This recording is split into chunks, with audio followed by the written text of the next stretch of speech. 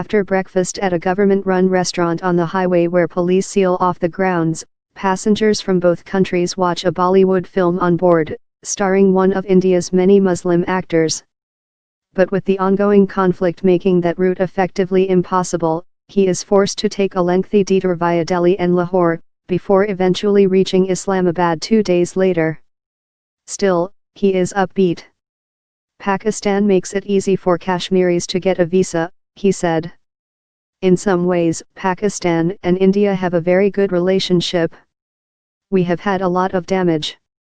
We want friendship, not guns.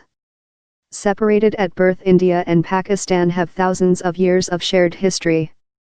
Delhi and Lahore's sandstone forts and grand mosques were all constructed by the Mughal Empire, and both countries were later part of British colonial India.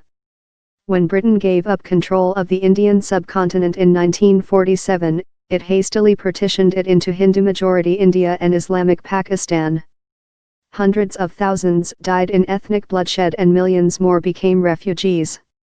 Relations between the two countries have been strained ever since.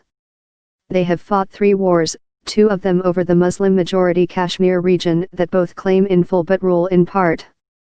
Last month, they clashed over a suicide attack on an Indian paramilitary convoy in Kashmir by Pakistani militants.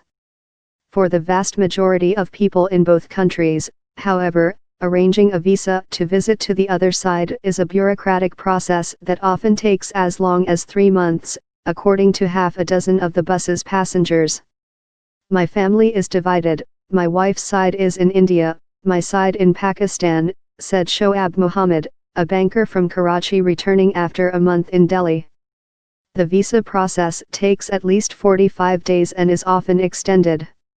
Though the bus, inaugurated in 1999 by India's then Prime Minister Atal Bihari Vajpayee, has been briefly suspended over the years, it ran uninterrupted through the last major clash between the two countries that erupted weeks after the launch. Neither has it been cancelled over the tensions of the last month, although passenger numbers dropped into the single digits, officials said, a testimony to the huge police operation to protect it.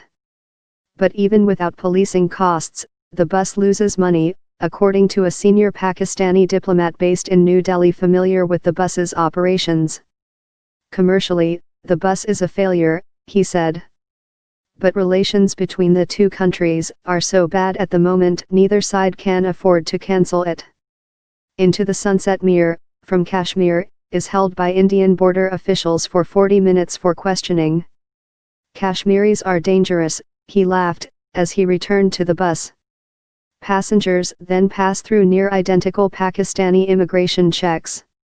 We have been visiting for the last 40 years and this time there were no problems for me as a normal visitor, Mohammed said, of his visit to Delhi when tensions were at their peak. I didn't feel any anger against Pakistanis. Nothing.